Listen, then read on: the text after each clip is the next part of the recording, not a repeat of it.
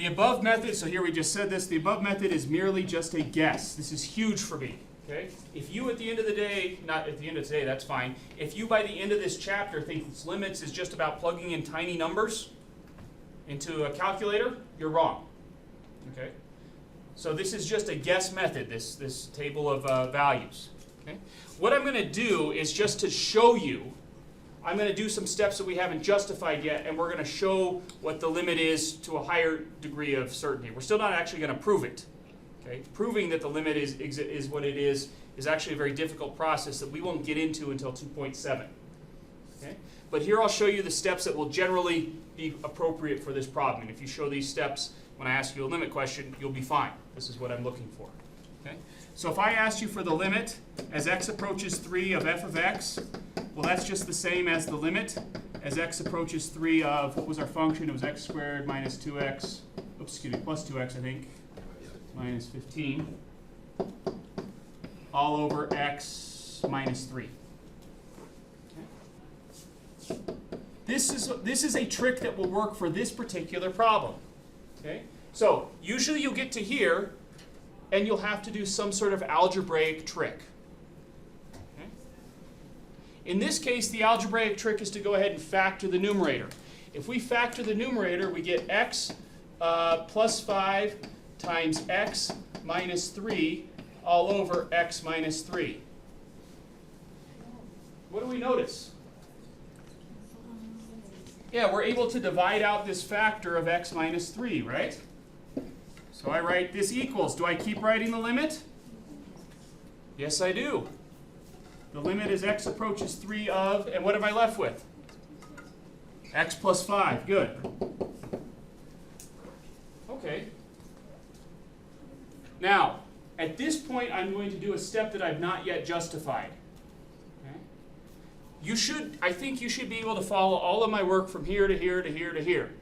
Okay? This next step, you may see what I'm doing, but it shouldn't make sense why I'm allowed to do it. Okay? But we'll do it anyway.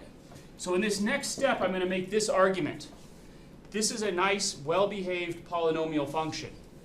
And finding the limit of a nice, well-behaved polynomial function is equivalent to just evaluating the function at that point. Okay? Specifically, for those of you who've heard the word, this is a continuous function. And when I evaluate a continuous function at a point where it's continuous, I can just go ahead and replace the x value with the limiting value. And then how does this simplify? We end up with 8, which is what we found the limit to be through that little table test method, right? Okay. Which is also what we found the limit to be when we look at the graph. Make sure everyone has a chance to copy it. Okay, so this step, this step right here is one that I haven't justified to you. Okay? You shouldn't know why this step yet works. All the other steps, though, you should be able to follow because they're just algebra inside of the limit problem.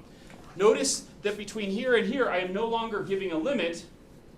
I'm just simplifying this expression. Okay? For me to know that you know what's going on, I need to see that you've written the limit up to a point, and then you applied what's called the direct substitution property. So this step right here is by the direct substitution property. I don't think I spelled that right.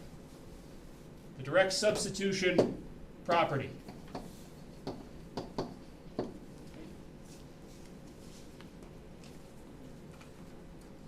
So I need to know that you know when you're allowed to apply the direct substitution property, so you need to keep writing this limit expression until you do so. All right. Any questions on that? There probably are some. How do you guys feel about that? Give me thumbs up, thumb down, thumb sideways.